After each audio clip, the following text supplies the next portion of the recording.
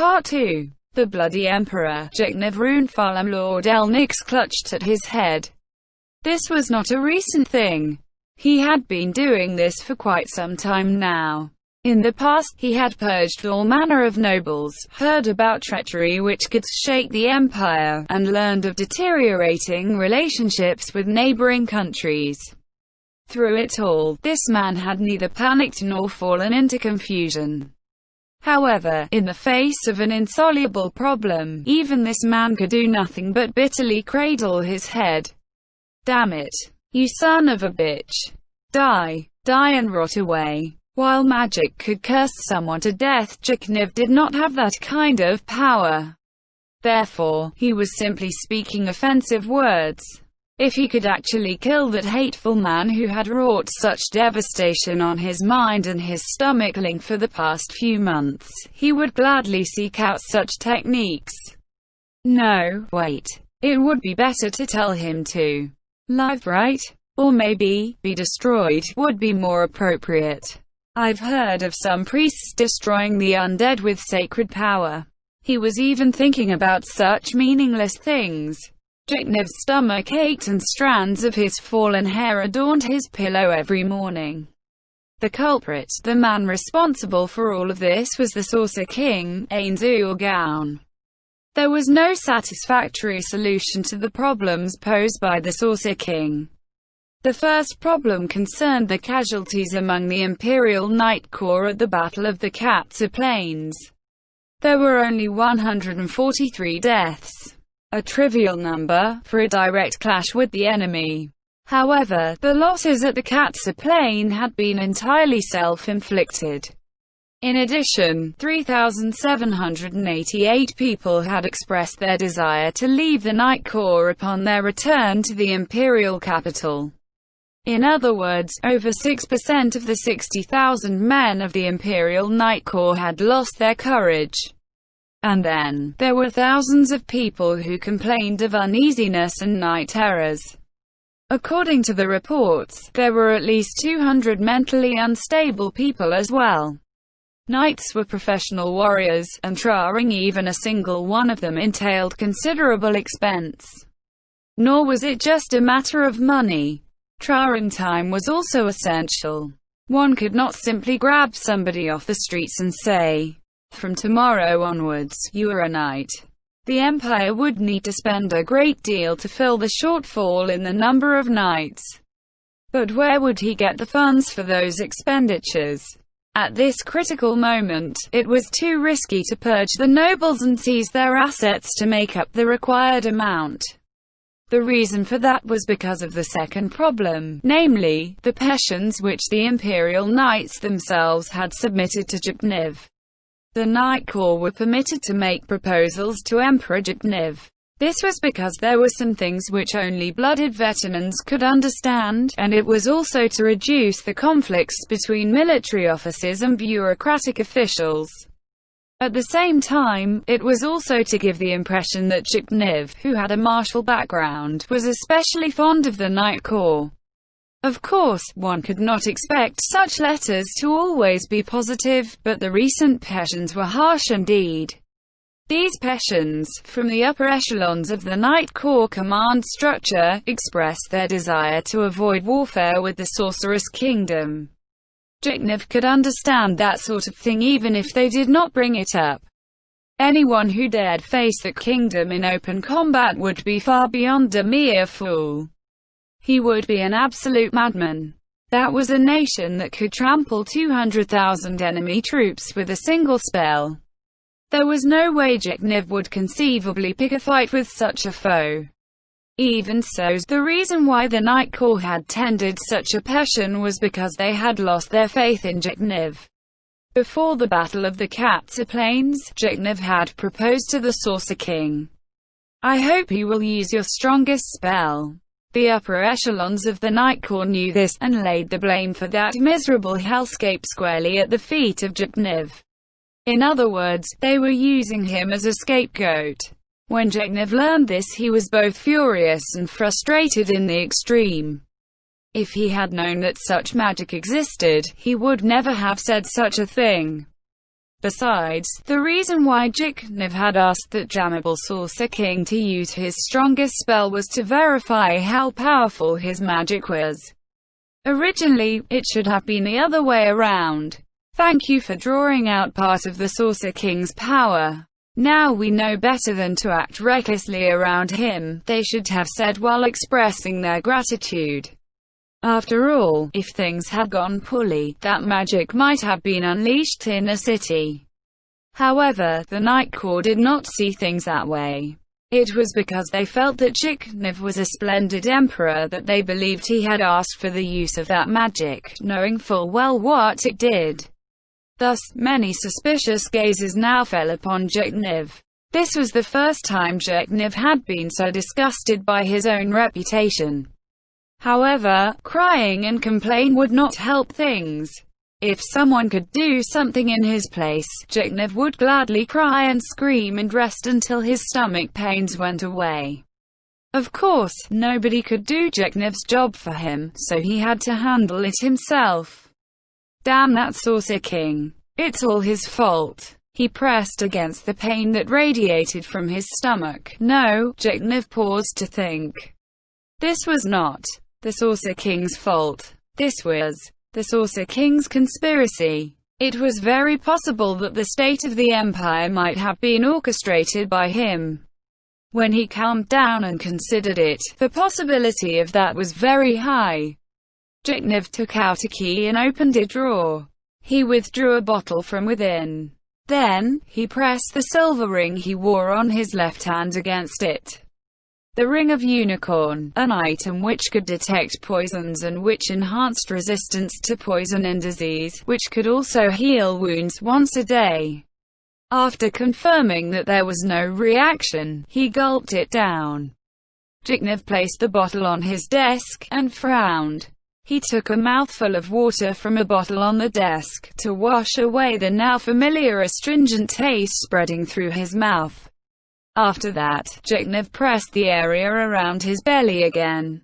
Was it just a placebo effect, or had his wound really been healed? While there was no way he could know for sure, at least his stomach pains had subsided for now. After that abnormally heavy sigh, as though ponderous tasks awaited him, he continued his work. First, he had to start with that accumulated pile of documents. A quiet knocking rang through the room, as though it were waiting for his hand to reach out. The man who entered was a scribe. All of Jiknev's hand-picked scribes were excellent workers. However, this man was easily the equal of Rune. Incidentally, there were no women among the scribes. The only woman who Jiknev trusted to handle this sort of work was one of his concubines. Your Majesty. Jiknev waved to cut short a greeting that might take a very long time. No need for that, spare me the greetings. Don't waste time, get to the point. Yes, Your Majesty. Those traders from that nation have finally replied to us. They seem to have very good stock with them, and they will be visiting the imperial capital soon. Really now? Jiknev smiled at this, the best news he had heard in the past few weeks. The nation in question was the slain theocracy. Needless to say, the trader in question was an emissary from them. While this room was warded against spying, after witnessing that spell from the Saucer King, he had come to believe that all these countermeasures were little more than stage dressing. The fact was, he had come to feel that someone was spying on him of late. Still, no matter how many people he sent to investigate, they found no observers. The only conclusion they could reach was that this was a paranoid delusion on Jiknev's part. Granted, his nerves had been wound up quite tightly of late, so it might actually be the case. However, he could not get rid of the sense of foreboding that came from being watched. In the past, he might have let Fluda set up anti-spying measures, but he could not do that now. For all he knew, Fluda might already have betrayed him. Therefore, Jiknev had to operate under the assumption that spies had already infiltrated the imperial capital. Therefore, all policies concerning important matters need their own code words. Of course, there were a few small problems which cropped up as a result, but it was still better than letting the alliance against Ainzhuogang be exposed. Then, when will it be? I believe they intend to arrive within the next few days. Normally speaking, he would have openly invited them to the imperial capital, but that would be far too obvious. It's best to meet him while pretending that it was a coincidence. However, what sort of location would avoid suspicion? He was out of options, but even if that were the case, he could not give up like this was just a regular game. Casting that spell of utmost cruelty was essentially telling Jignev, "I am undead, so slaying the living is only natural." Quote, he could not possibly ignore a being like that. It was the duty of the Emperor of the Baharuth Empire to improve his chances of victory, even if it was only by a little. In order to achieve that aim, one of the measures he had taken was to forge a secret alliance with the slain theocracy. The theocracy was a country with a longer history than the empire, and it also counted divine magic as one of the pillars of their nation. There was no doubt that it was the best nation one could appeal to for ways to deal with the undead. However, it would be very bad if the Sorceress Kingdom learned of his contact with the theocracy. The Empire was now an ally of the Sorceress Kingdom, and one which had helped guarantee its sovereignty. The reason why the Empire had done this was to understand the strength and organization of the Sorceress Kingdom, as well as everything else within it. If it was discovered that they were working against the Sorceress Kingdom, the Empire would undoubtedly be the first target for the might of the Sorcerer King. Permission to speak, Your Majesty. Jignev raised his chin, indicating that the man should continue. Is the act of opening hostilities with the Sorceress Kingdom not a most foolish course of action? Jignev glared at the scribe. You too, huh? He chucked a scroll case into a specially designated trash bin as he thought that. Don't crush my flagging heart, please. However, then, what would you suggest we do instead? Well, about that. Jignev smiled as he watched the scribe gulp audibly. Relax. I will not censure you for anything you say. Come, speak your mind. Yes, then, I apologize beforehand for any offense I might cause. With a cough, the secretary shared his thoughts. I believe we should continue strengthening our bond of alliance, and if the Sorceress Kingdom has any requests, we should give in to them. The scribe's face was still pale despite Jignev's guarantee. Within his heart, that treasonous statement warred with the fear that his very life might be extinguished. Jignev once again smiled bitterly. You're right. Huh. It was because he knew the man's caliber that he felt that his gaping mouth was quite comical. Jignev smiled in a different way than before, and then continued speaking. I feel what you are saying is correct. In your position, I might well make the same proposal. No, it would be strange if any man I appointed as a scribe did not suggest such a thing. Simply put, the Sorceress Kingdom was far too powerful. Though they could only judge from a military standpoint, it was clear that the Sorceress Kingdom was on a level that they could not even hope to deal with. The personal power of the Sorcerer King Ainzhuogang alone was already far too risky to face. Then there was the army of the dead he had brought to the battlefield, each of which was rumored to be able to level a nation by themselves. They were in completely different dimensions. When one thought about it, the very idea was laughable. Although I feel that is the best choice, does that mean we should not prepare to take some other action? For instance, if the Sorcerer King intends to destroy the kingdom, do you think bending the knee to him will suffice to spare us? He had not yet heard of any massacres in Irantal. Could it be that the undead were not there? After trying to gather some information, he discovered that the undead openly occupied the city, turning Irantal into a demon city. It might be that he intended to rule the residents of the area without slaughtering them, but that was jumping to conclusions. After all, there was the news of how he had subdued that adamantite-ranked adventurer, Morn. So just from that point alone, it was dangerous to think that the Saucer King's tender mercies would extend to the Empire. It is as you say. It would seem I was so cowed by the Saucer King's overwhelming power that I could not even make such a rational decision. My deepest apologies. No need to apologize. After all, the thought came to mind in the past. Back to the point, where have the traders of that country chosen to rest? It seems they will be lodging in the largest of the second of four. The second of four referred to a shrine of the god of fire. The word largest was not code, so it probably referred to the largest shrine in the kingdom, the central temple. From this point on, Jeknev began nonchalantly chatting about random issues, with some lies sprinkled into the mix. Sometimes, he would casually speak of made-up things. Even if anyone heard, investigating the truth of those words would be a tedious process.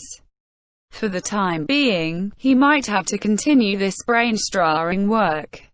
As he thought about this, he realized they had been talking for several minutes. Jeknev then decided to get to the main issue. How is your family? Are they still well? Yes. They're very well. Is that so? That's great. Good health is the most important thing, after all. I won't lie. The truth is, my body's been doing quite poorly of late. Medicine only keeps it at bay for a while. Do you think I should bring a priest over? It seems the temples are not too happy with your Majesty's recent actions. Applying pressure might result in a backlash. Why not visit in person, Your Majesty? What a wonderful idea. The temples battled the undead. Thus, to the priests, the founding of a nearby country which was ruled by a powerful undead being was something about which they were very wary. Thus, they had sent many requests to meet with Jeknev. However, Jeknev had refused each time. Jeknev was now in a state where he would take any help he could get, but he had his reasons for not accepting.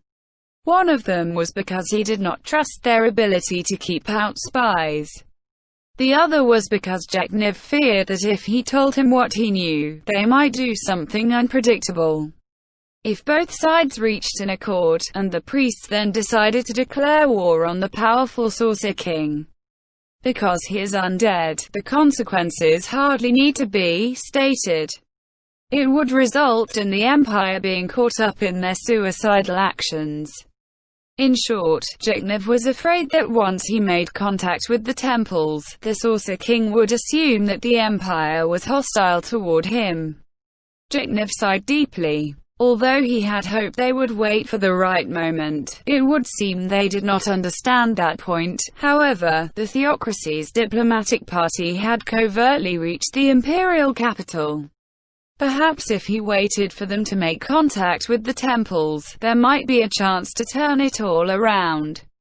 Then, I should make some time in the next few days to visit the temples and let them take a look at my body. That seems like a wise course of action. Then, I shall go make the arrangements now.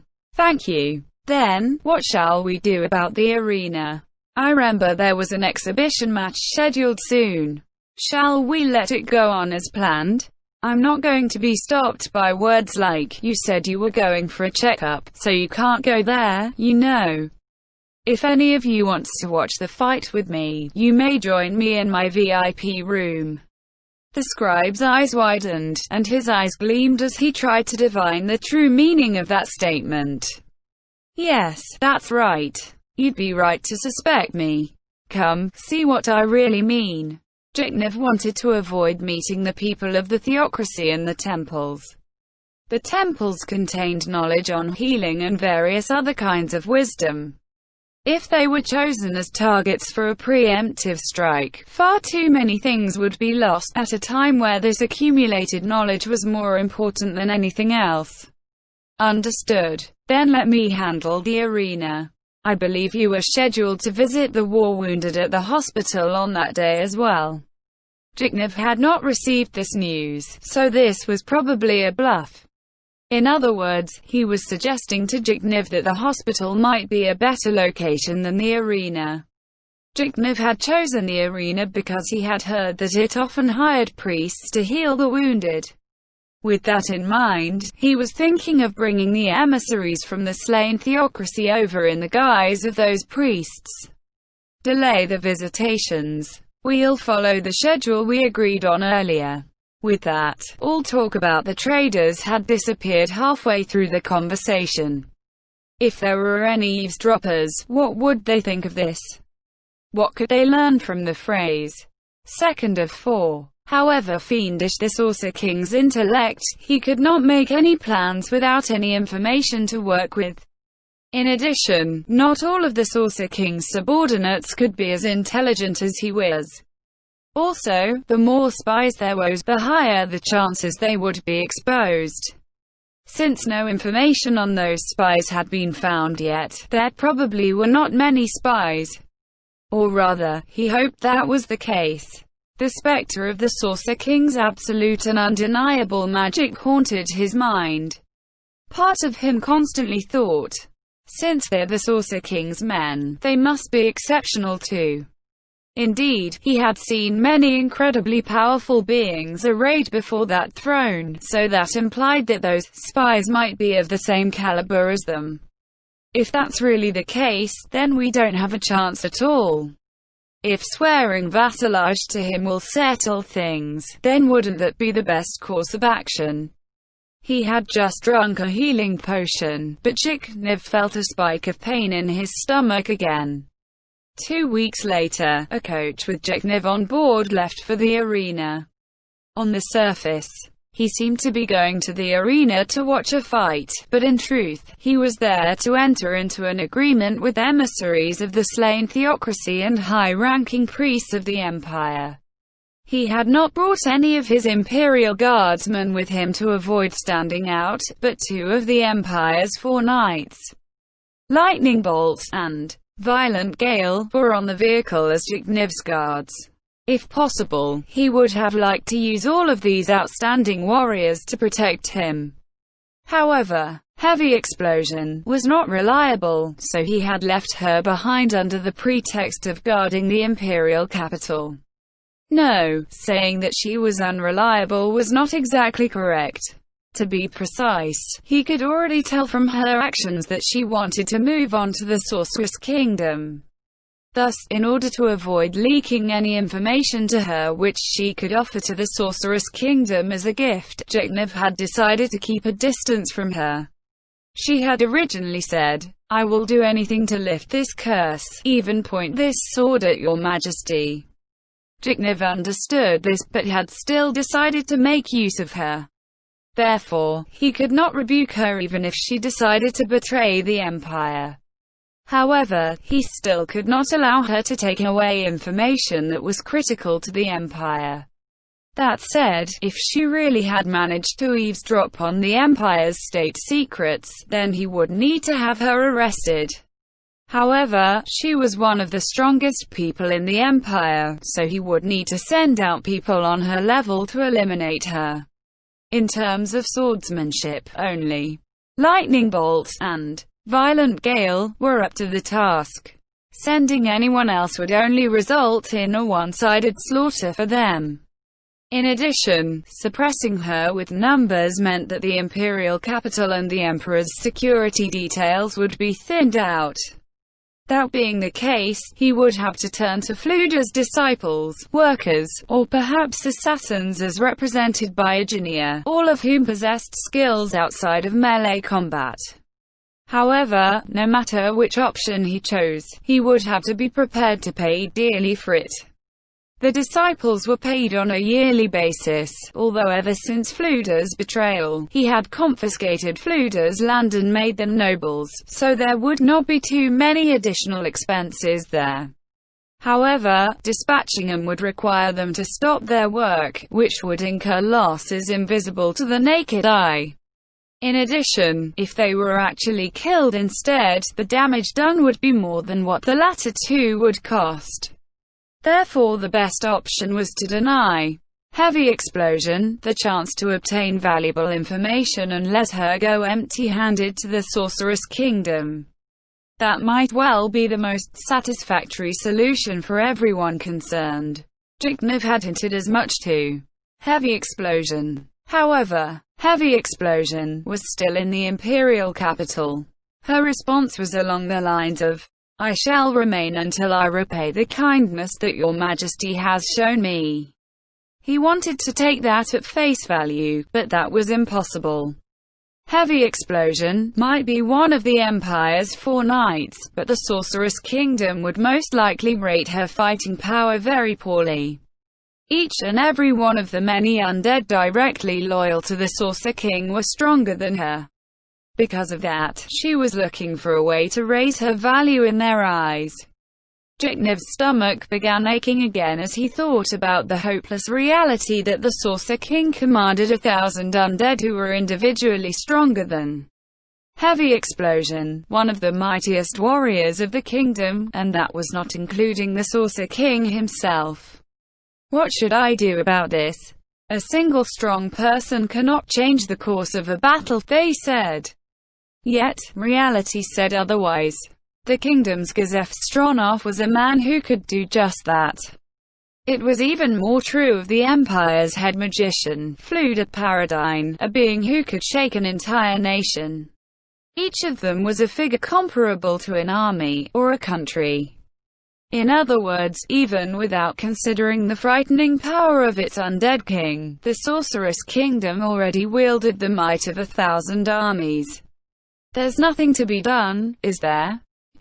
Well, you couldn't stop him even with 1,000 armies, right?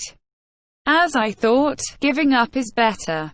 Of course, he could not actually say that in front of his subordinates, but the idea had appeared in Zhigniew's mind several times already. In fact, it had been his first thought once he heard about the Battle of Katsa Plains. Then, Your Majesty, after we meet with Silver Canary, we'll move out. Will that be all right? Zhigniew shifted his gaze to regard the man seated before him. Before him was one of the 4 knights. Lightning Bolt Baziwad Peshmal. Zhigniew nodded in silence. They had hired a team of adamantite-ranked adventurers as security for today. While they were ostensibly there as a security detail, their main objective was to seek out any spies from the Sorceress Kingdom. Regretfully, he could not meet up with Virginia, which had been considered as one of the alternatives. This also made Zhigniew realize that inducting into the Empire would be very difficult. Your Majesty, although adamantite-ranked adventurers possess the highest fighting strength of all humanity, they still cannot step beyond the bounds of human ability. Please do not lower your guard.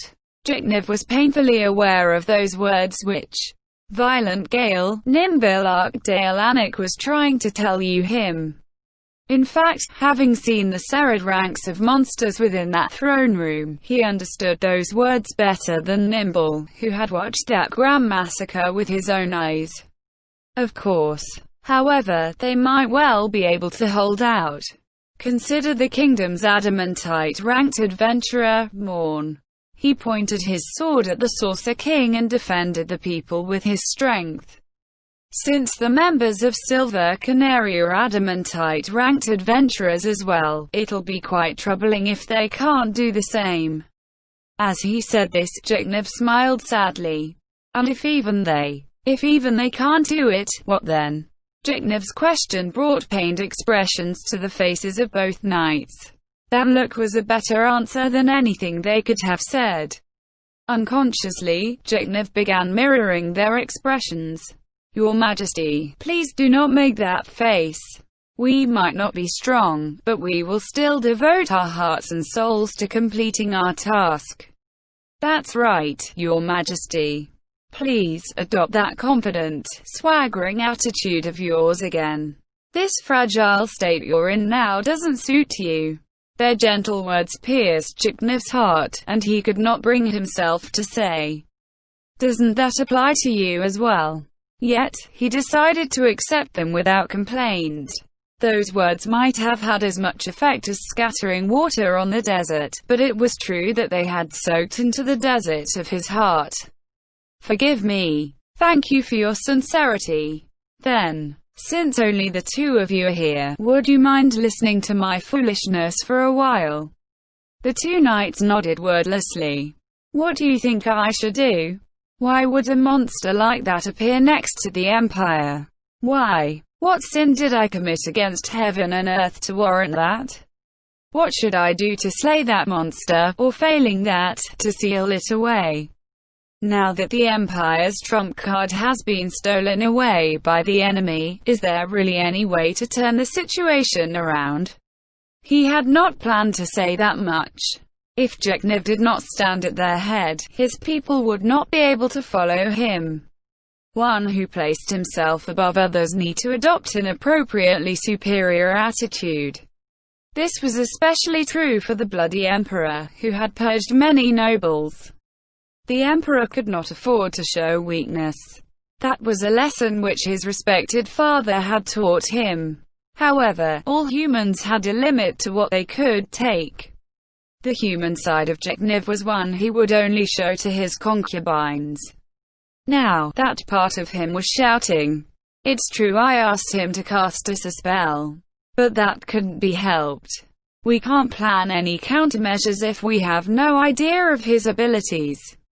Am I at fault for that? Must I take responsibility for everything that went wrong? Everyone seems to think so. Jeknev bit his lip and clutched at his hair. The truth was, this was merely the tip of the iceberg. If Jeknev had completely given himself over to the feelings in his heart, he would probably be crying and screaming and rolling around on the floor. He was simply trying to protect the image of the emperor. Still, he had some sense of self-awareness about how he was letting himself go. It would seem this was becoming a habit, so Jeknev returned himself to normal. Forgive me. It seems I got a little excited. I've been under a lot of stress recently. He glanced down, and saw strands of hair on his fingers. Judging from the portrait, none of his ancestors had thin hair. Jeknev could not help but muse that he might be the first emperor in the history of the empire to go bald. He waved his hand to keep his subordinates from noticing. Sometimes pity hurt more than a rebuke, and the same applied to the matter of hair loss. That said, it might not be very convincing after you've seen that side of me. However, the two of you need not worry. I'll take care of it, somehow. I won't let him do what he wants to the Empire. That confident smile of his seemed to soften the faces of his subordinates. However, none of them was truly at ease. They too understood that Jeknev's words were just temporary relief.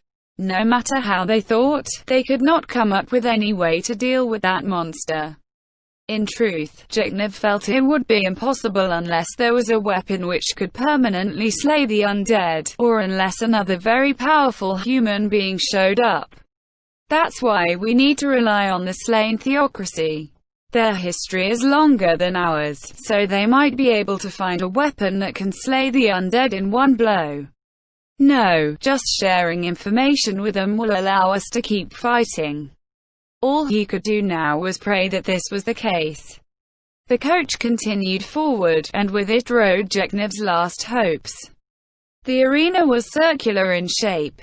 There was a large entrance at one of its sides through which the coach entered.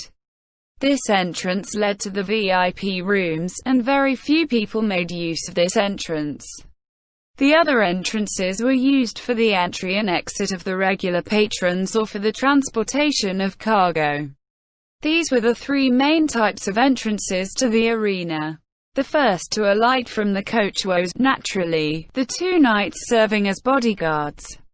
After they had verified the safety of the location, Jeknev dismounted from the coach. 5 men waited for them there.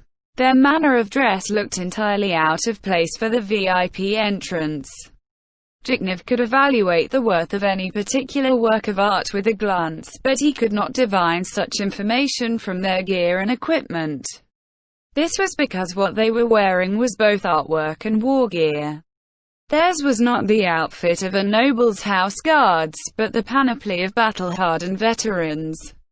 By the normal rules of etiquette, the inferior party should have introduced themselves first. However, some adventurers did not care about status or rank, and these were such adventurers. Still, he was the ruler of the empire. Was it really appropriate for him to be lowering his head to adventurers? Amidst this awkwardness, the man standing in the center of the group of 5 spoke up. Your Majesty, Emperor Zhigniew Overlord Nix. I believe this is the first time we have met, and it is an honor. We are the Adamantite-ranked adventurer Team Silver Canary, who have accepted the request of providing security services. I am the team leader, v10.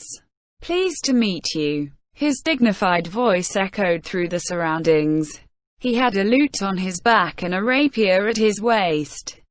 He wore a chain shirt which wreathed his body in bizarre lights. All his equipment did not just reflect the light, but emitted magical radiance from within. Every piece of his panoply looked like it was a first-rate magic item, especially that lute, which was also known as Star Symphony. As he observed the man's thoroughly confident attitude, Zhigniew recalled himself from several months back, and could not help but feel some envy. I have heard about the deeds of you gentlemen, the highest-level adventurer team in my country. That heroic saga of how you slew the Radiant Crawler truly got my blood boiling. Therefore, I know about all of you to some extent. However, since this is a rare opportunity, could I trouble you to personally introduce the heroes of my country to me? Then, allow me, as the bard to... Come on chief, lay off a bit, will ya? Hate to say it, but when I hear ya go at it, I break out in bumps. Shiny short sword or whatnot. Anyway, can we just skip that part? Your Majesty. Sorry about the way I talk, I was born this way. No worries, yeah? The man beside v10 stepped forward and gently inclined his head. He was a stocky and short man. Though he had a smile on his face, those disproportionately small eyes of his had no mirth in them. He was Keeler no Sadishan, a man with thief classes known as the Planner. TL note. Planner, here is used in the same way as assassin. There was not much information about the Planner, so there was much which remained unknown about him. He was probably closer to the underworld and more involved in ambushes and assassination than regular thieves. Zhigniew indicated that he should not worry about it, and then Baziwood chuckled. Ha, it's fine. His Majesty's long used to it. Oh, and this would be... You must be... Lightning Bolt, son of the Empire's 4 knights. Could it be you were born there as well, friend? No, probably in a different place. I popped out in a dirty little alley. You must have crawled out of a deeper and darker place than me. Seems that way. The air around you's different. Sorry about that. Guess I was too hasty. It's fine. Dark Cloud. I've never called myself Dark Cloud before. Really, this is all your fault, Chief. v10 simply quirked up the corners of his mouth as Kayla looked to him. It's better to let us introduce ourselves rather than go by strange nicknames. My apologies, Your Majesty. First, this is Sade, our eyes and ears. Next is our fighter. You might be a bit surprised when you see him, but I can guarantee his strength. No, of course His Majesty won't doubt him. After all, I feel he might be stronger than me. Well, I'm glad to hear that from a strong man. This is Fan Rong. The person being introduced was a red-furred ape which stood around 170 centimeters tall. He was wearing armor that looked like it was made of white furs, and he had battle axes on either side of his waist. He was an ape beastman, as well as one who channeled the spirit of the apes through the power of his warrior class, the Beast Lord. He had read about this in a report before, but actually seeing it with his own eyes was quite the shock. And indeed, by appearances alone, he looked stronger than even Baziwood, the mightiest of Jeknev's subordinates. Fan Rong raised his right hand and waved to Jeknev and the others. Then, next is the one who heals our wounds. Freevarts hurriedly began the next introduction. This was because he was worried Jeknev would be displeased. This time, the man at Freevarts' left stepped forward. "Forgive me," he said as the strange staff he held made a ringing noise. That weapon was apparently called a shikojo. This humble monk goes by the name Unkei and is a follower of the Buddha. "Pleased to meet you." Though he was dressed strangely, he seemed quite a bit more civilized than the Beast Lord from just before. After he removed his bizarre, large hat called a fukuramigaza, the head thus revealed had no hair upon it. If he had not known that the man had shaved it all off himself, Jeknev might have looked pityingly upon him. He was quite young, after all. TL note: the fukuramigaza is a straw hat associated with monks. He wore a strange battle robe called a kasa. He was a soryo, who were spiritual magic casters that lacked a bit in the healing department, but which showed exceptional power when battling the undead. TL note: kasa are Cassics associated with Buddhist monks. The Buddha he followed hailed from the far south, and had few followers. Some viewed him as one of the followers of the four gods. There was little known about him and there had been no interest in building a temple to such a god within the imperial capital. However, Jeknev did know that this man's existence was considered a nuisance of sorts. Basically, the temples set the price for the use of healing magic. However, when a lone, unaffiliated user of healing magic appeared, how would they deal with him? What would they do if that man was also an adventurer of the highest order, an adamantite-ranked adventurer? There was no particular link between the Empire's government and its religion. The fact that Jeknev had no ties to them could be considered good fortune. He did not want to be further embroiled in troublesome issues. However, when checking through the man's record, he found that he displayed exceptional performance against the undead, which immediately drew Jeknev's attention. If need be, he might need to apply the necessary pressure to the temples. Of course, that was only if his abilities were really that effective. I see. Then, the last one must be Powerpon. It is as you say, Your Majesty. The man Freevarts had saved for last was stranger than the ones before him. He was arguably the most bizarrely dressed of the 5 men, and he lowered his head to Jeknev. His bare upper body was tanned black with strange white patterns painted all over him.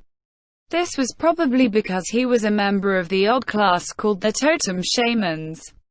"Aren't you cold?" "I have already equipped a magic item which protects against shifts in the temperature, so there is no problem at all."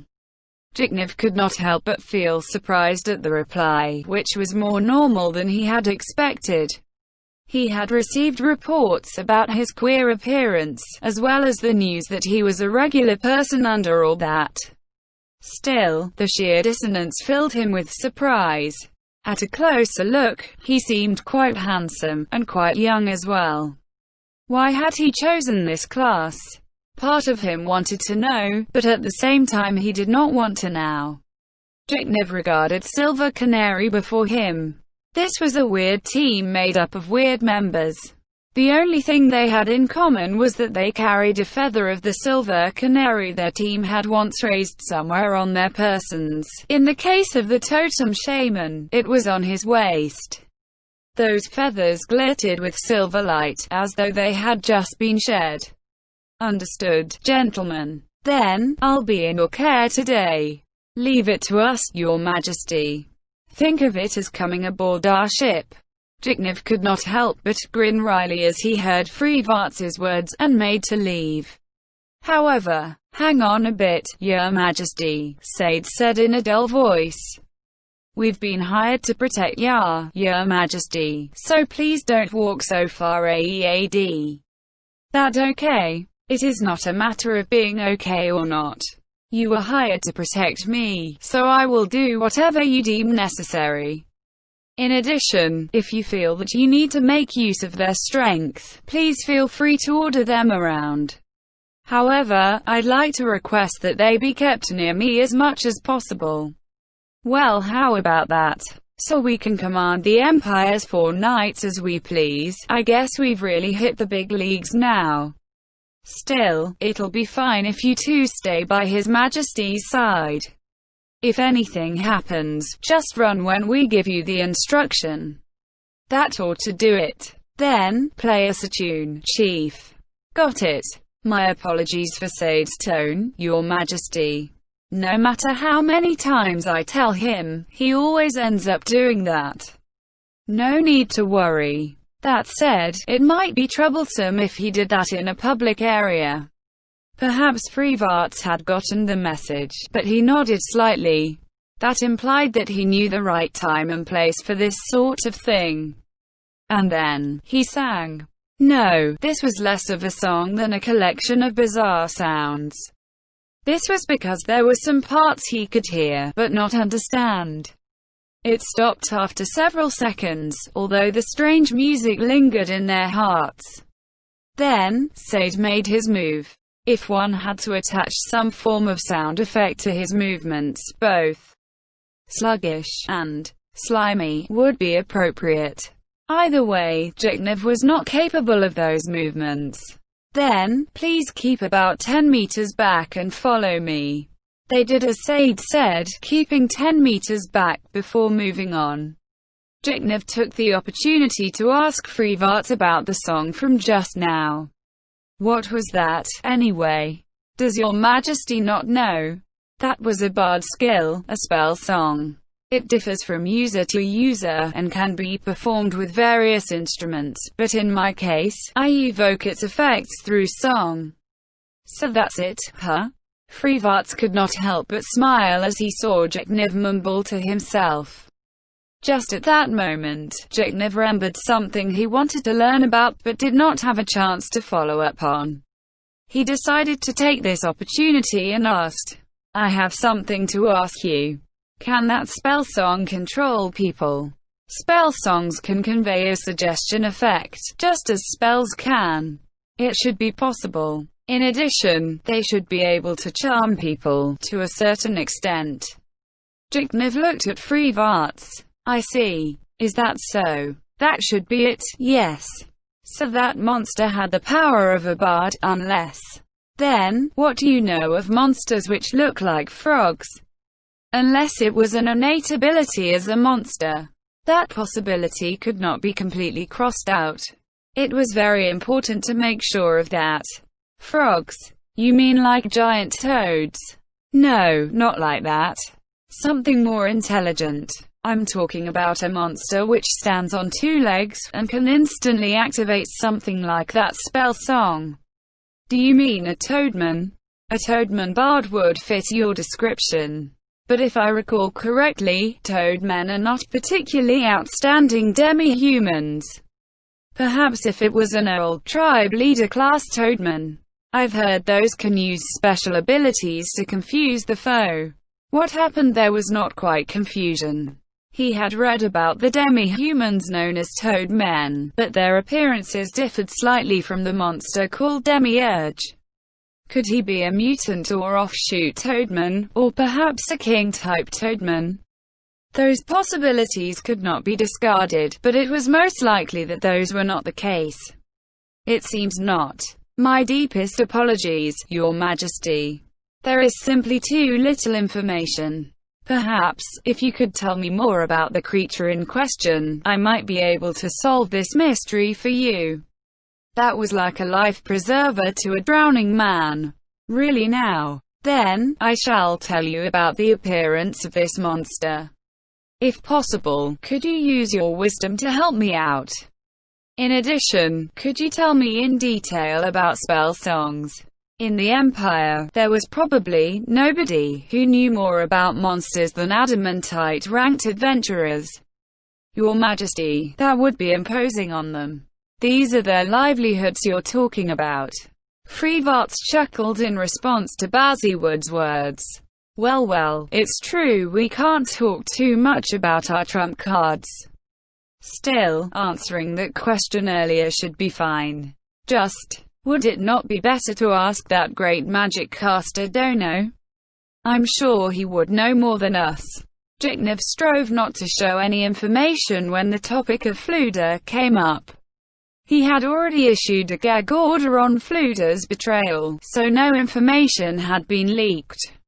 For now, Fluda was still in his position as the head magician, though his privileges and powers were slowly being stripped away so he would not notice. At the same time, he was looking for a way to fill the gap Fluda would leave. From the size of that gap, Jiknev realized exactly how much of a boon Fluda had been for the Empire, but it was already too late. We can't keep relying on the old man. This is like homework for a student. If one simply waits for all the answers because one had a good teacher, he'll wind up being scolded for it.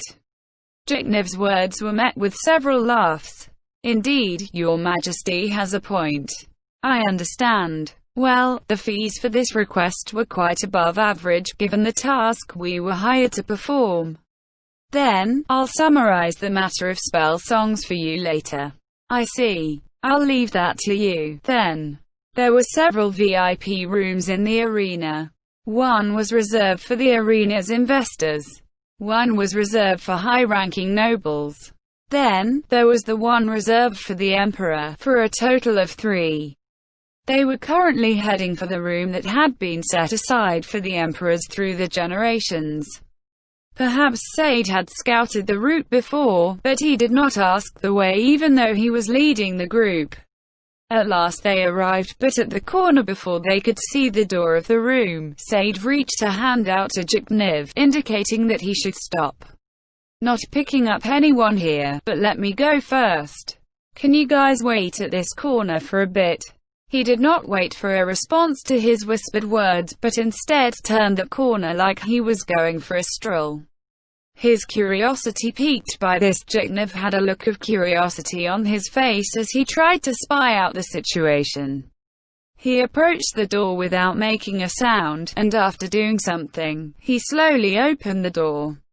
Although he had barely cracked it open, that seemed to be enough for him to enter, and his entire body vanished into the room. After a while, the door opened, and they could see Sade's face within. It's fine. This room is safe. The group entered the room, which had been verified as safe. Jiknev looked around. It was a little small, but the exquisitely made furniture was all first class. The room had been immaculately cleaned for the Emperor, who hardly visited. A large window had been opened on the side of the room which overlooked the arena, allowing a panoramic view of the scenes below. If one squinted, they would be able to see rows upon rows of fully occupied seats, packed with an audience which was excited to a fever pitch and cheering wildly. The reason for the large crowd was because the martial lord had been suddenly scheduled for an appearance. The King of the Ring, the martial lord, was overwhelmingly powerful. There was nobody he could fight in earnest. Therefore, it had been a long time since there had been a match with the martial lord. It was because of such a long-awaited battle with the martial lord that the crowd had come, drawn by anticipation of the heroic figure who would battle him. As expected, a big reason for that was admiration for strength. Since the Empire had its professional warriors called knights, the battlefield was like another world for the dwellers of the imperial city. This was why they looked forward to the spectacle of a life-and-death battle. No, he had heard there were knights who enjoyed the arena as well. In other words, they looked forward to a spectacle and a display of brutality. Just as Jiknev was spaced out while thinking of this, Silver Canary completed their sweep of the room. Were there any signs of divination, magic being used in here?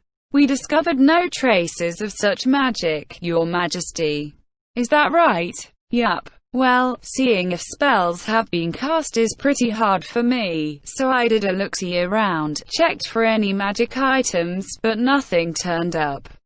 Still, hope ya don't forget that I don't have the perception of a thief. Please don't think it's absolutely safe.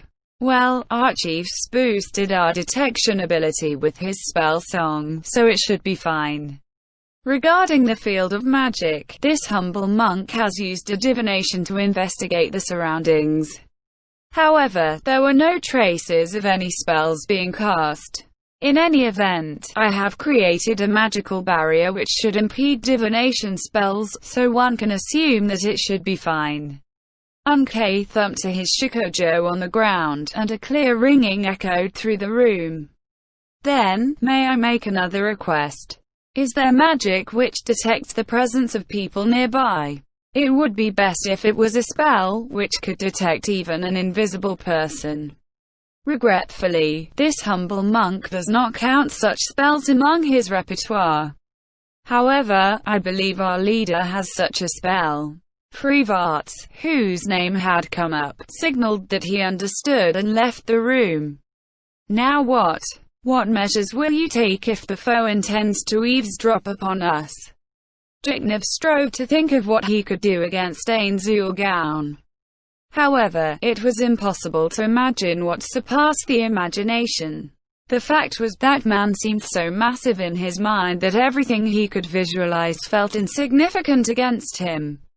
Frankly speaking, I think it should be fine after doing this much. At least, that's what I think. Don't look at me like that. We've fortified ourselves with several spells already, right? That's how it is, Your Majesty. This humble monk has already used anti-divination magic and configured it so that any attempt at magical investigation will send an alert to me. Please be at ease. Sade and Unkei spoke thusly, one after the other. Did they think he was obsessed? Or did they think he had gone a little mad because he was worried about assassination? Still, what would these two think if he told him they were going up against the Saucer King? Now that was what really interested Jiknev. Would they say, "We can't possibly prepare enough against him"? Or would they say, "If we'd known that, we wouldn't have come for this measly sum"? Naturally, the best scenario was to not tell them anything about the Saucer King and have them prepare against all threats as best as they could. Still, no matter how much he tried to censor information on the Saucer King, he could not stop a 60,000 mouths. News had probably gotten out.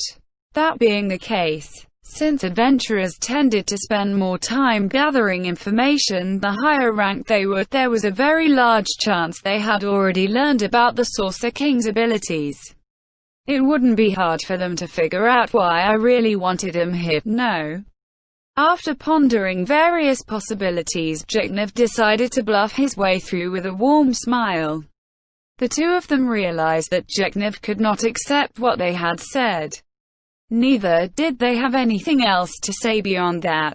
A great cheer rose up from the arena. From where they were, it would seem that one of the battles between the gladiators had a winner. In the past, the defeated were condemned to death, but not anymore.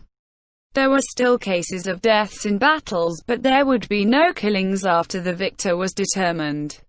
Apparently, a gladiator had been spared because his repeated defeats were amusing. This allowed him to awaken his true power and he became champion, whereupon that particular restriction had been abolished. This decision had been made because there might be another person like him someday. Which martial lord was that? Although he couldn't compare to the current martial lord, he was apparently quite a powerful chap. But these people aren't loyal to any country. I need to think about how to get them on my side. In any event, we're done here, Your Majesty. Jiknev turned when he heard Freevarts's voice. Thanks. He should probably have been more sincere in his thanks toward these adamantite-ranked adventurers. However, he had simply tossed off the usual appreciation instead. You're welcome. Still, we were hired for protection, so should we stand by in this room? They were hired as bodyguards.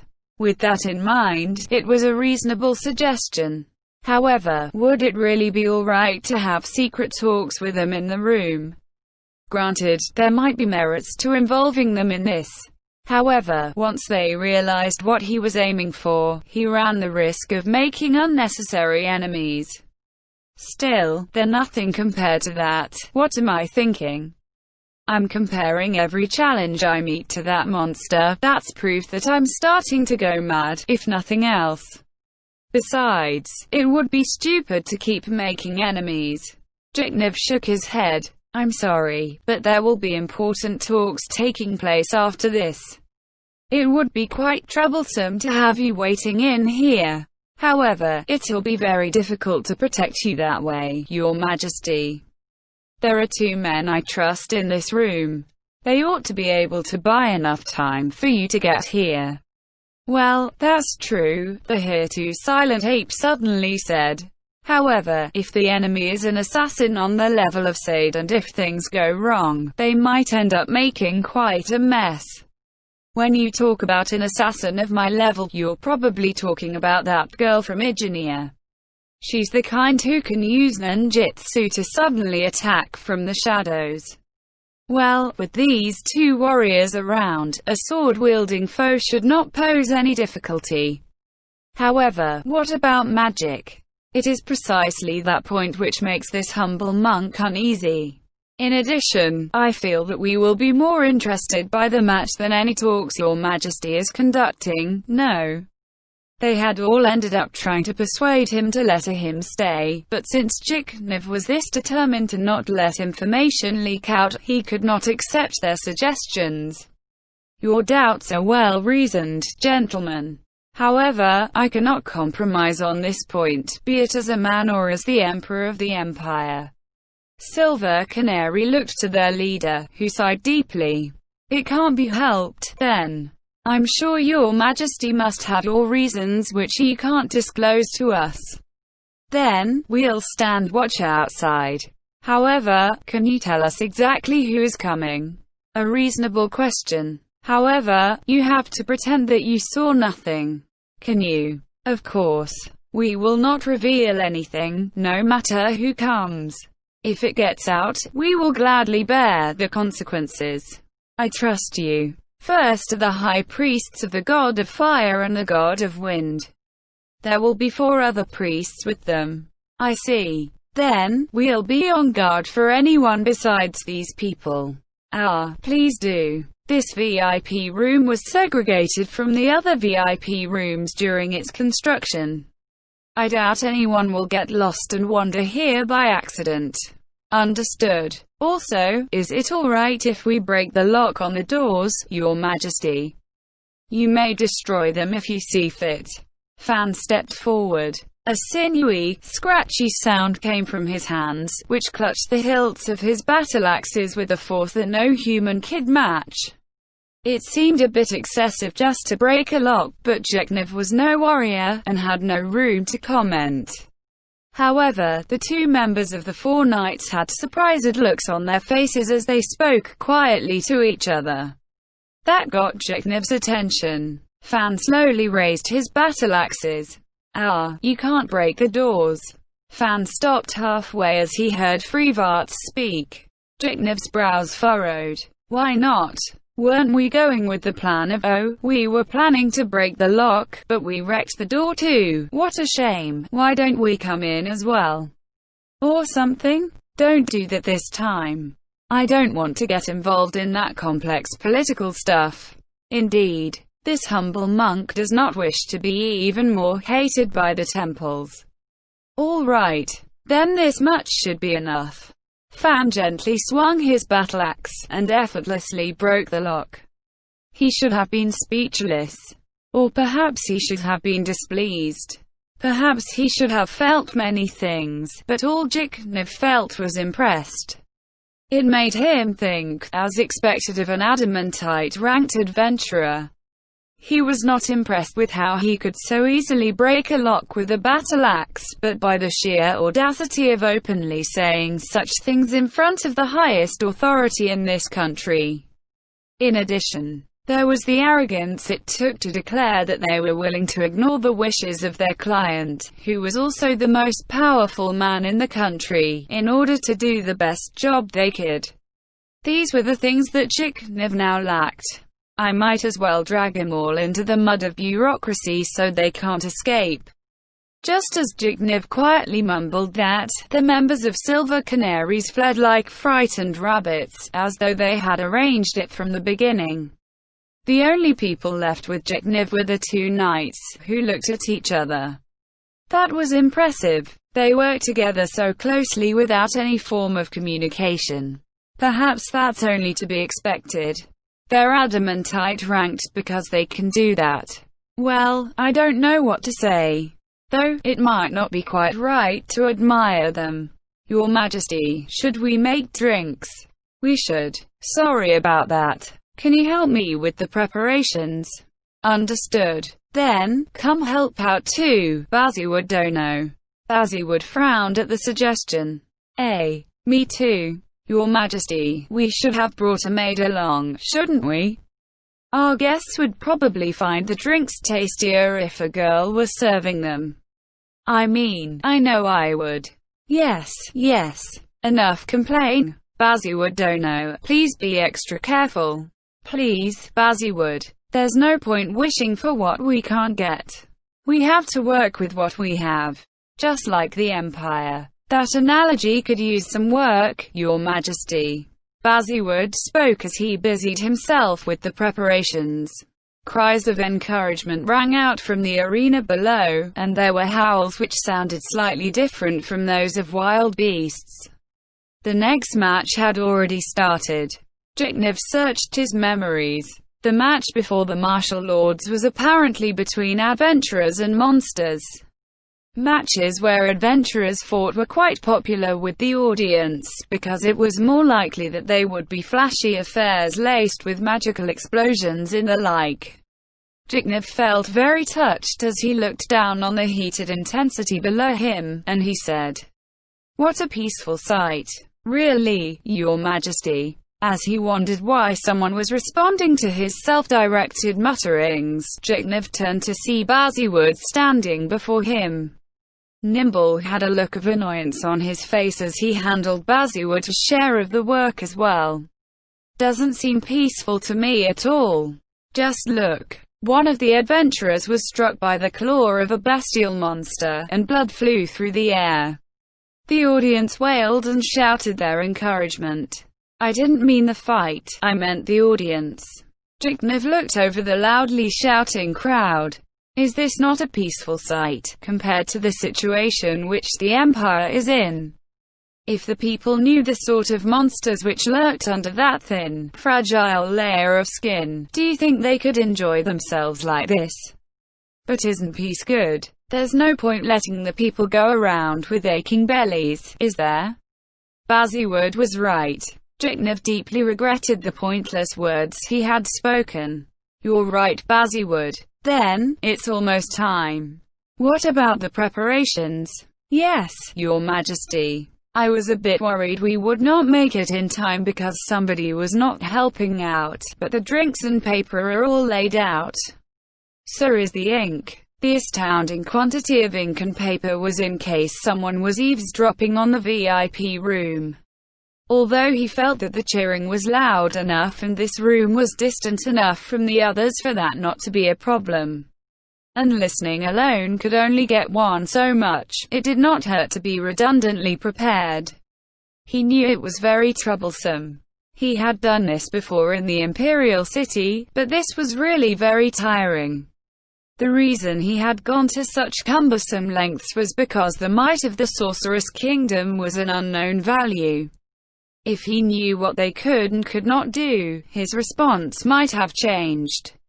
He had planned to use the war to mount an investigation, but it had ended in a truly horrific manner, leading to a terrible tragedy. Still, he could not completely give up on his investigations. He thought of other methods, but if they were no safer than before, then he could only tremble before the enemy's shadow. But even if he did get any results, even if he did uncover any actionable methods, he might end up being paralyzed by that same shadow to the point where he might as well give up. No, he could not forget that heat that passed through his throat. Kugane, if I knew the limits of the Saucer King's power, I might not have need to go this far. At that point, he had asked him to help as a collaborator, but now that he was a king and a peer, asking him for such help was nearly impossible. No, he could still ask, but thinking about the potential price of such aid made his head ache. It's not just the Saucer King, Your Majesty. It's pretty bad as long as we don't know what his vassals can do, right? That's correct. What if those subordinates are stronger than the Saucer King himself? How could that be? That's impossible, right? Jiknev broke into a cold sweat at that answer. As he reflected on the fact that the 4 knights were stronger than him, and that they were his subordinates, he could not bring himself to say that it was impossible. One who stood above others did not need pure physical strength, but other things. What if Kugane was like that? No, it can't be. Listen, Nimble. You've got it wrong. Understood? Yes. Sorry, Your Majesty. If that was really the case, then they were finished. He hoped that at the very most those subordinates would be equal to the Saucer King, and Jiknev was desperately praying to the gods that they would be weaker than him. As he thought, they did not have enough information. I guess we should continue that plan of trying to learn something from that dark elf girl, with the knowledge that it could be dangerous. Granted, we can't buy a lot of slaves from the theocracy, but maybe that method could. Or perhaps trying the boy, Aura, would be better. No, he looks too young, so using women on him probably won't work. Besides, he seems quite strong-willed. Just as Jiknev settled in for a long contemplation, a knocking came from the door. The 3 men looked at each other, and then Nimble went to open the door. As expected, Freebarts was there. Your Majesty, the guests have arrived. There are 6 people in total and I've met the high priests before, so I believe it's them. Then, please come in. Just as he said that, Sade chipped in.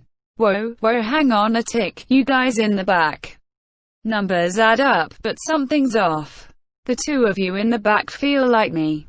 So, you're from the punishment squad of the temples, the ones who kill apostate priests. I thought you guys were just supposed to be boogeymen. This humble monk is quite surprised too.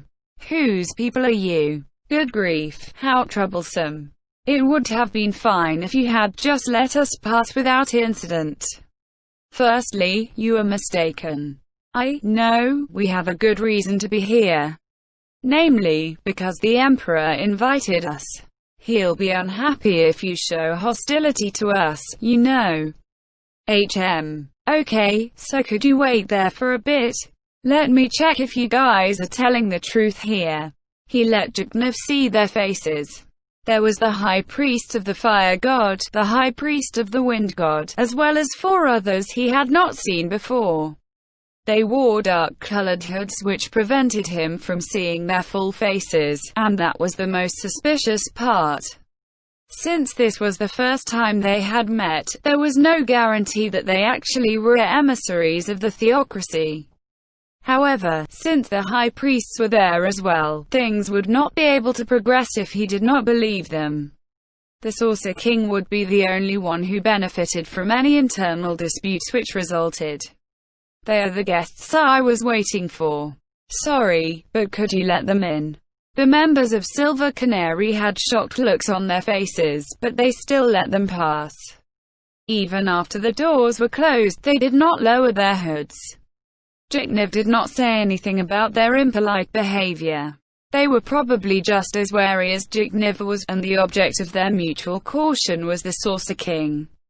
It seems my guards have inconvenienced you. I apologize. Please, pay it no heed. The truth is, those adamantite ranked adventurers were right about the two people in the back. The two emissaries took a seat, while the other two people stood at attention behind them. Jiknev wrote the word scripture on the sheet of paper he had. His response was a faint smile, but it spoke more than any words could. The theocracy's special forces were known as the scriptures, so they must have come from one of the 6 scriptures. Then, why don't we enjoy the fight first? The main event is about to begin, is it not? Jiknev nodded to that question. The main event was when the excitement of the crowd reached its peak, and so the noise intensified. This would make eavesdropping very difficult, which was why he had chosen this time and this place. The emissary produced a document and handed it to Jiknev. Jiknev carefully revealed the document, so as not to let it be seen from the back or the sides, and saw several questions there. Simply put, they were asking why he had asked the Saucer King to use that spell. Then, they asked about the Emperor's position on the matter, about how much they knew about the Sorceress Kingdom. It was couched in the most diplomatic of terms, but it was still a questionnaire. While they could have simply mailed it to him, the reason why he had managed to get them all the way here was because they feared the reach of the Sorceress Kingdom's arms. Or perhaps it was because they did not trust the Empire. Dissatisfaction welled up in Jiknev's chest. However, when he recalled their relationship with the Sorceress Kingdom, it was only natural that they would not trust him at all. Jiknev filled in his answers just as a round of cheering went up. It would seem the match was about to begin. Before this grand bout, let me call your attention to Emperor Elnix, who has come to spectate the battle. Ladies and gentlemen, please look to the VIP room above you. It was the announcer's voice, amplified by a magic item. Excuse me. Jiknev rose, so the audience below him could see his face. The people cheered as one for Jiknev. He turned his handsome face to the people, and smiled silently to them. The women began shrieking for him, and Jiknev felt quite satisfied that his popularity had not yet waned. Thank you very much. Then, next up, ladies and gentlemen, the long-awaited battle with the Martial Lord. The preparations will take a while, so please be patient. The Martial Lord, huh? Jiknev muttered. Jiknev had once asked Bazzywood about letting all the 4 knights battle the Martial Lord. He had laughed and said they had no chance of winning. The answer worried him, so he let Fluda gather some information about the Martial Lord. The results showed that the Martial Lord was a being that was so powerful that it was unfair. Still, who is the Martial Lord fighting, Your Majesty? The question from the emissary was an obvious one. The fact was Jiknev did not have an answer for him. I'm not too sure myself. This match with the Martial Lord seems to have been hastily decided and did not appear on the program either, for secrecy's sake. I see, the emissary replied. Well, anyone who could go one-on-one with the Martial Lord must be an adamantite-ranked adventurer. However, Silver Canary is here, so it must be someone from 8 Ripples. Honestly, I really can't approve of exhibition matches with a chance of killing one of the rare adamantite-ranked adventurers. I cannot completely refute that, but the fact is that strength is attractive. This place is probably best suited for letting the people see an example of overwhelming power and giving them a dream of making it their own. The man who interrupted was the High Priest of the God of Fire, in other words, the highest-ranking member of the God of Fire's faith. That said, after considering the Empire's present condition, it's possible that it might end up lowering its military strength. The Martial Lord is the Empire's mightiest being. Why not enlist him into your forces? To think someone like you would actually say something like that. The slain theocracy was a human-centric country. No, it would be better to say that they looked down on the countries of other races. They were a nation that could still exist in a world filled with various races. After advertising that fact, one had to hand it to them. Or rather, one could say that uniting a species was a condition of building a strong nation. That's just my personal opinion. It doesn't reflect on my country. Well, that's enough chit-chat for now, Your Majesty. Can I have your reply? Indeed. Then. The wait is over, ladies and gentlemen. Introducing our challenger. Jiknev's hand stopped as he was about to write the answer to the first question. This was because he was curious about the challenger, who was brave enough to issue a challenge to that martial lord. Being acknowledged as a challenger meant that he must be able to put up quite a fight. Did anyone like that still exist in the Empire? If he was outstanding enough and was willing to serve the Empire, he would employ him even if he lost. Depending on how things went, he might end up giving him the seat on the 4 knights that the immovable had left empty after his death. The name of the challenger may well be known to many in the audience. That great man has come to grace us today. I give you, the Sorcerer King of the Sorceress Kingdom, His Majesty. Ains. Uil. Gown. Ha. That sound of utter stupefaction escaped from Jiknev. He did not understand the announcer's words as they buried themselves into his brain. Confusion filled the arena, and the VIP room was deathly silent. Jiknev looked around him, and he was sure that everyone had heard the same thing.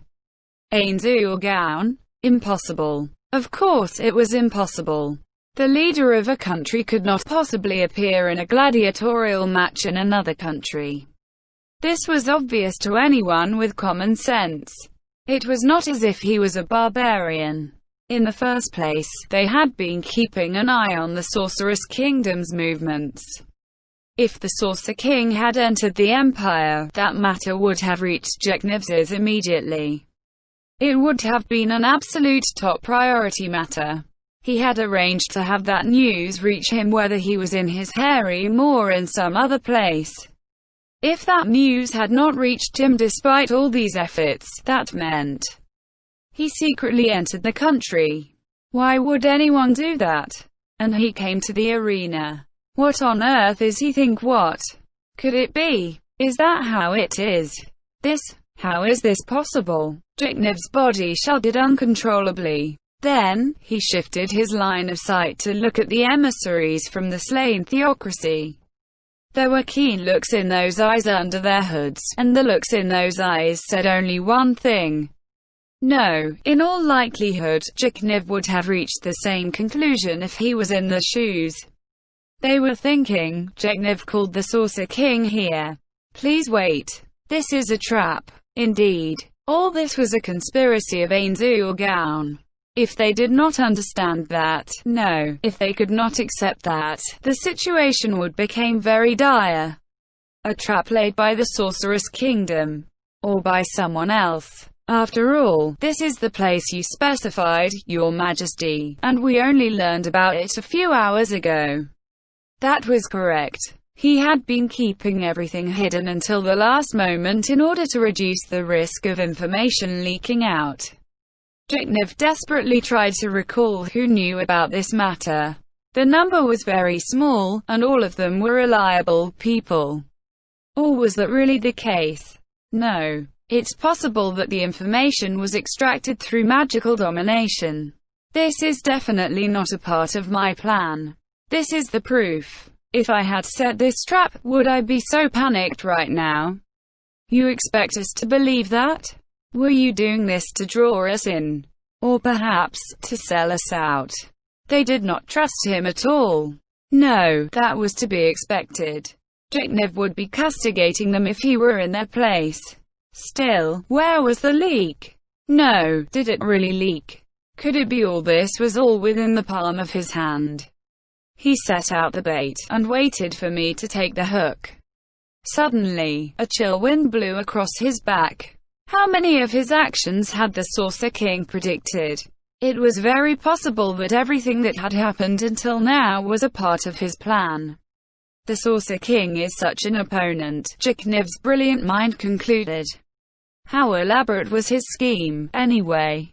No, now's not the time to be afraid of his cunning. If I don't act quickly, no good, we have to leave now. However, it was too late.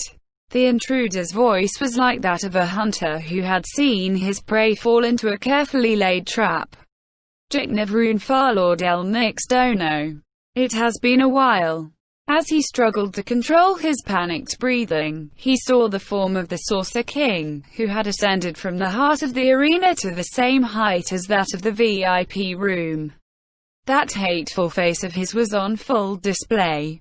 It must have been to let everyone know that it was the man himself. The HUU. The same to you, Gaundono. I did not think I would meet you in a place like this. He had no idea what to say. Just about anything he said could be held against him. However, Jiknev's lips did not open, as if they had been glued shut. The feeling is mutual. What a coincidence. The Saucer King laughed evilly. He obviously did not feel it was a coincidence. It was not a coincidence at all. Jiknev was certain that all this was a part of Ainzu Organ's scheme.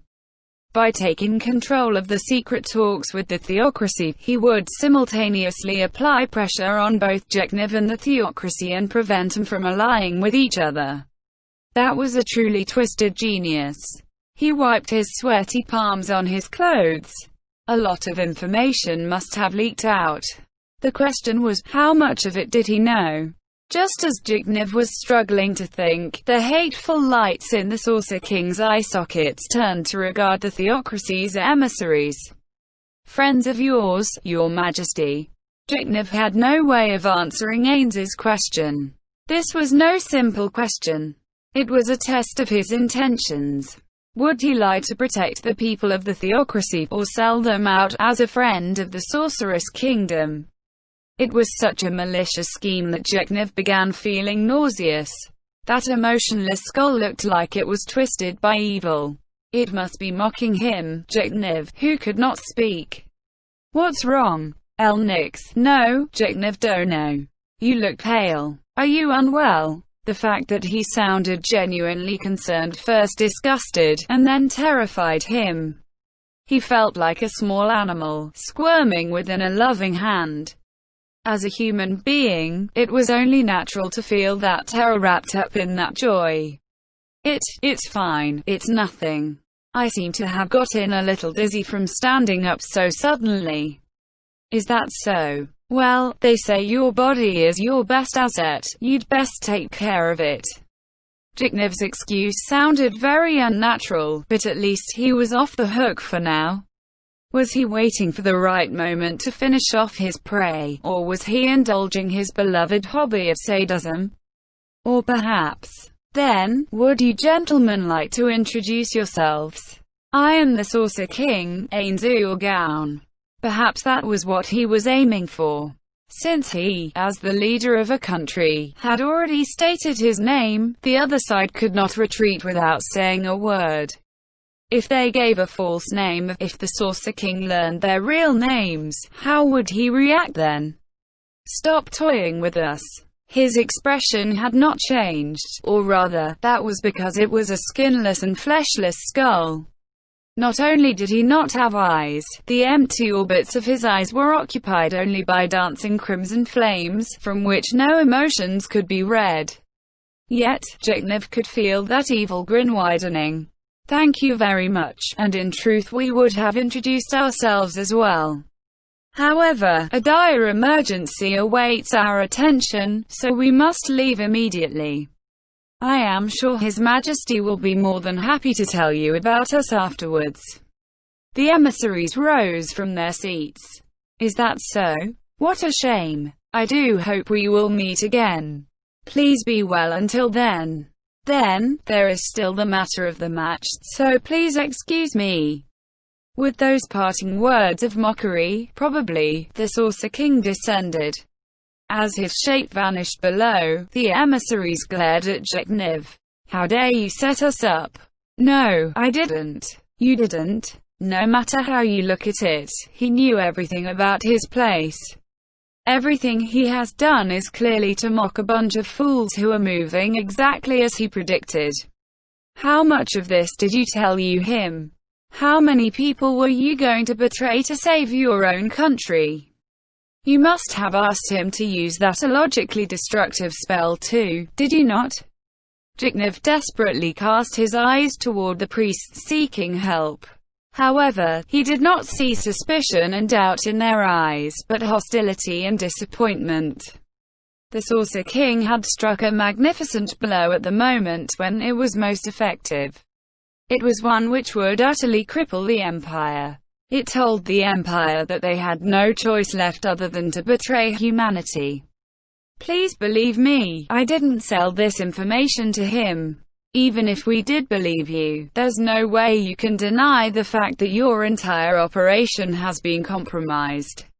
Your Majesty, I am sad to say that we will not be meeting again. After saying that, the emissaries made to leave, followed by the priests. Wait. I forbid you to leave this room until I hear your opinions. Nimble and Bazzywood drew their weapons and prepared to make their move. As Jignev struggled to restore some life to his shattered heart, he stared at the two high priests. The emissaries did not even look back as they left. You, tell me what the temples think. What do you think about the Saucer King? The Saucer King is a wicked, undead being, and we will not suffer it to call itself king. Before Jignev could answer, the high priest of the god of fire continued. However, we cannot defeat it in battle, so we must find some way to destroy it.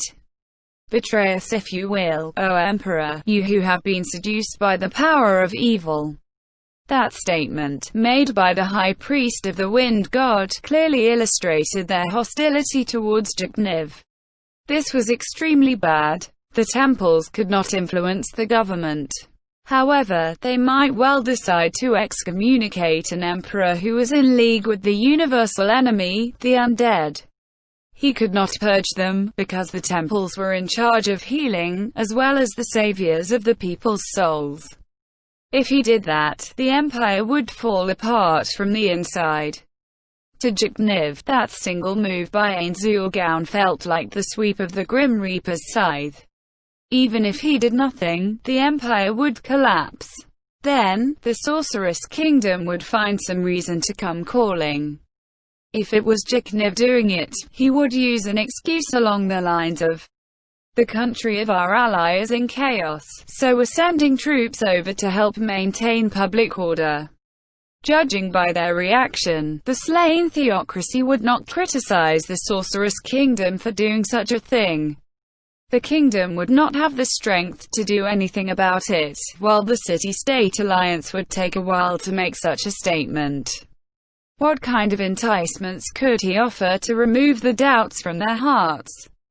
Or rather, to keep to their commitments, even if they had doubts? Jignev had always placed that topic foremost in his heart when he spoke to others in his capacity as emperor. The simplest way to get people to take action was to appeal to their desires. Jignev had grown up knowing this to be the right way to view things. There were so many humans who were ruled by desire for a pretty face that it was hardly surprising. However, at this moment, Jignev could not find an answer. Now that others thought he had betrayed humanity to work with the undead, there was nothing he could offer them. All he could do was sincerely and earnestly tell you his side of the story. Please allow me to say one last thing. That fellow's cunning surpasses mine. These developments might well be his doing. While I know I would not believe that so easily if I were in your shoes, I truly did not sell you out. And while you might not believe this either, as a human being I wish to tell you one thing. The Saucer King's reign is very merciful. The people of Erantal still live in peace. But we have no idea how long that will last, do we? Perhaps. But for the time being, at least, they are safe. If we embark on a war which we cannot win, our country will start going down the road to annihilation. So I hope you will think carefully and not make any rash moves." The two high priests looked at each other. Then, their previous hostility toward Jeknev seemed to mellow a little. "It seems we may have been too emotional. If that undead creature truly is as the rumors say he is, we cannot discard the possibility that all this might have been part of his plan. Then, may we meet again somewhere, if it is meant to be." "Thank you. And before that, I have a request. No matter where, please watch that fellow fight in the arena. If you can see a way to defeat him, please tell me." Jeknev nodded his head. Conspiracies included, there was no way to beat Ains in a battle of wits. The human heart was the sole trump card left to those who wished to fight him evenly. Cheering came from downstairs, and Jeknev turned to look at it. "Good luck, Martial Lord." "Oh, gods!" Jeknev prayed in earnest for the victory of the Martial Lord.